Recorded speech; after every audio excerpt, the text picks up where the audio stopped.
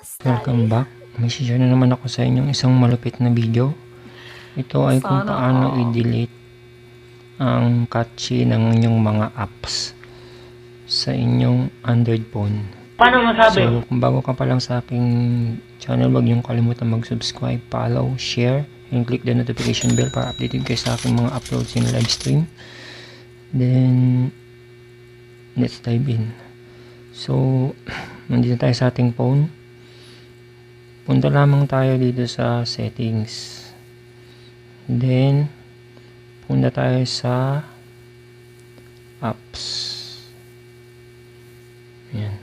So, nakikita nyo dito, lilitaw yung mga apps na nasa phone ninyo. At, kung magdi-delete tayo ng cache, i-click na natin yung apps na gusto nating i-deletean ng cache.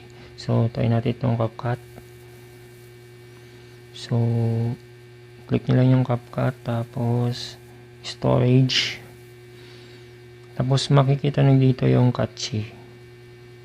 Yan guys. So, para ma-delete nyan, click nyo lang yung nasa baba. Yan.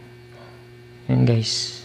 Magaling kang kupal ka. Bawat apps na nasa cellphone nyo, ganun lang po ang gawin niyo para ma-delete yung mga cache ng inyong